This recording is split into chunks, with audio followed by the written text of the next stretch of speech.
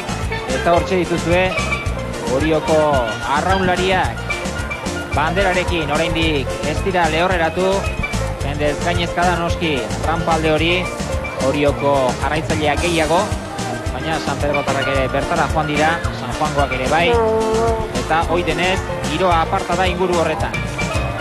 Amaitu da aurtengo Donostiako bandera kostata, Jose Luis Korta kostata, luze aurtengoa, urduritasunak urduritasun, azkenean atzo eta hemengo istiluak edo kontuak amaitu, eta pozaren pozez hori jo, erabat Burumakur San Pedro, Printxepe ere pozik, estropadak eta arraun mundua godelago kontua ditu, kirola bezala zu. Bai, baina hitzai normala, no? Aurten hitza San Pedroko esan du bezala, no? Hitza eta honitxon aurten, estropatutan aurretik bidea, baina demostratu hori jo dela, hitzaik gaur induen demostratu horrek ez dakola dudari, no? Egun aurretik binean duda bizka, hamar segundo jo igual ditok esan etzan, no? Bitanetan nintzela, baina behar ditak aldean entzian, horretzen diferentzirik ez aitzia esolatu da, eta gaur induen demostratu joagin, demostratu beba hona diela, baina bat azutarra zorionak. Zure sorta, olio izurbila izatu duzu lehen, eta honek ere zirrara berezia sortuko du Oriotaren gainezka dago, rampa hori. Bai, baina hemendik ez da ikusten hori, herriaria da uretatik, orduan kan hori bakarrik ikusten, no? Hemendik argazkitan, bai, telebistan ganen ikusten hori asko, baina uretatik hori ikusten zuen herriaria da, orduan bai, berri sorta olio purtiako eta handi bat atzen zu, baina olio purti hona dio jen.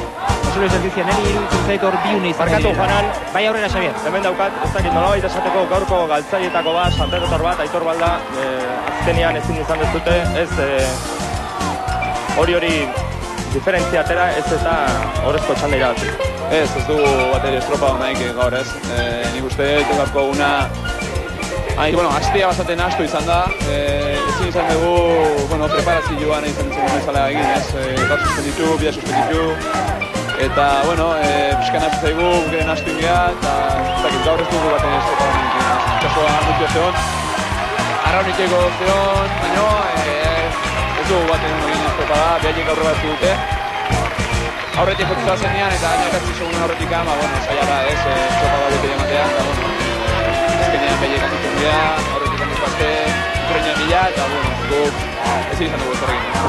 Horreko uretan gertatu den guztiak zerikusirik izan du, ez dakit Oriotarrek agian esango dute beraiek ere gauza bera izan dutela. Zudik, ez deni kalte egin die, nik ez horregatik ez duzu egin nahi, izatetet guk gaur ez dugula estropa denik, behaiek estropa, ez dakit behaiek egin ez, behaiek gu baino estropa hori egin dute eta iratzu dute.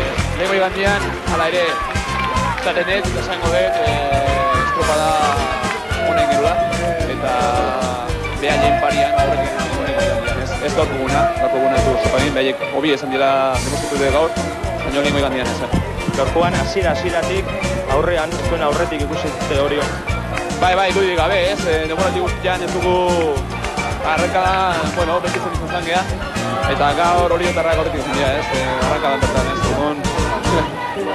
Estropada guztian aurretik ikusten horatzetik hasieratik ez, eta, gaur ez da gure ez, piskat, penak ez zerrik Aitor Baldaren hitzak entzun ditugu, San Pedro karrolariak argi hitz egin du, nahaztute bili direla egun hauetan, hori ez dela hitzaki, gaur estropada txarra egin dutela, itxasoren egoeragatik edo, eta ez direla egoki bili, Jose Luis Korta onartu dute, eta horre argi dago zuek esan dagoa bete-betean, onartu beharra dago gaur hori okeiago izan dela, eta agian justu baino makaltxeago ibili direla San Pedro.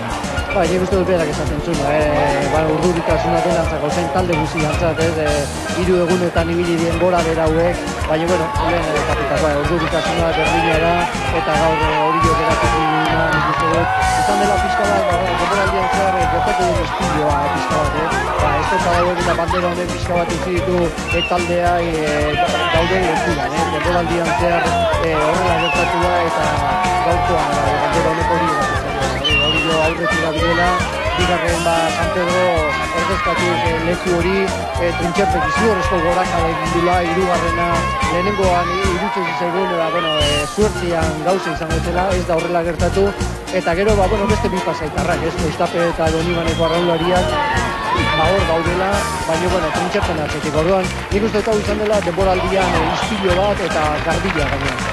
Bai, alaxe da, nik uste du gainera, Oriorena bete-betean bete egin dela, San Pedrorena ere bai.